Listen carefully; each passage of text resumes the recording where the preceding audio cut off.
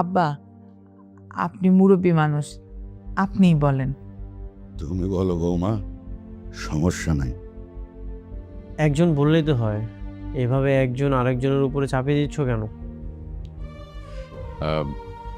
আমি বলছি আবিদ, তোমার দাদা তোমাকে অল্প বয়সে বিয়ে করিয়েছেন কারণ তোমার ঘরে তিনি সন্তান দেখতে চান।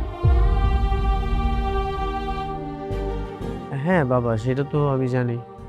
দেখ বাবা, 3 বছর হয়ে গেল, বৌমার তো এখনো সন্তানাদি কিছু হলো না। মা, এখনো তো সময় আছে।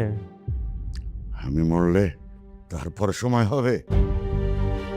তোমার দাদু আসলে আর অপেক্ষা করতে চাচ্ছেন না, এখনই একটা সিদ্ধান্ত যেতে চাচ্ছেন।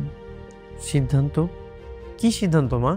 আমরা চাচ্ছি তোমাকে আবার বিয়ে করাতে। বোমা যেহেতু বাচ্চা দিতে পারছে না, আমরা তো আমাদের প্রদীপ নিভিয়ে দিতে পারি না। কিন্তু বাবা,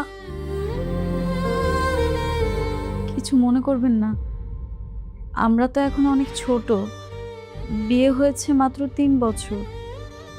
এরকম অনেক ফ্যামিলি আছে বাবা, যাদের 7-8 বছর পরে বাচ্চা হয়। আন্টি, আঙ্কেল, আসসালামু আলাইকুম দাদু ভাই।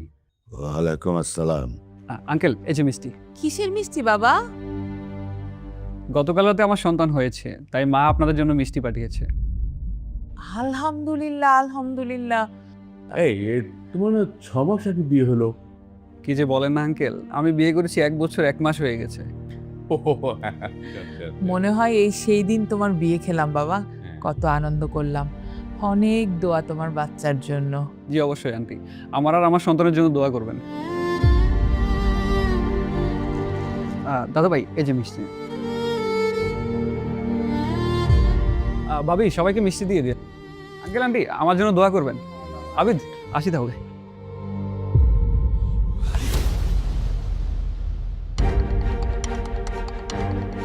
কি হলো দাদু?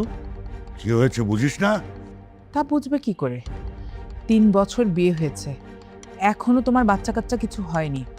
তোমার থেকে 2 বছর পর বিয়ে করেছে, সেই ছেলের বাচ্চা হয়েছে, সেই মিষ্টি দিয়ে গেল। তোমার লজ্জা করে না? মা, বাচ্চা কাচ্চা হলো আল্লাহর নিয়ামত, এটা আল্লাহ চাইলেই হয়। একটু সুযোগ দেন, আল্লাহ যখন চাইবে তখনই তো হবে, তাই না? আমি অপেক্ষা করতে চাই না। আব্বা, আপনি চিন্তা করবেন না, আমি আজকে ঘটকের সাথে কথা বলব। তাই করো।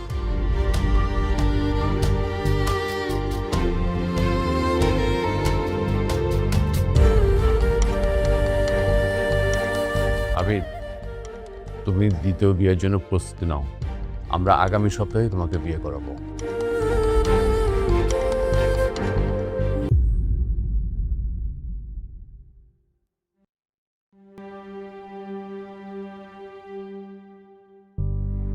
মানে আরেকটা বিয়ের কথা শুনে তুমি রাগ করেছো? কথাই বলছো না। তোমার বিয়ের কথা শুনে আমি খুব খুশিতে নাচবো।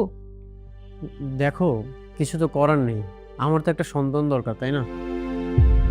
আর দাদু ডিরেক্টলি বলেও দিয়েছে, আমি যদি আরেকটা বিয়ে না করি সে আর ওষুধ খাবে না। ও হাবিব, প্লিজ, তুমি অন্তত বোঝার চেষ্টা করো।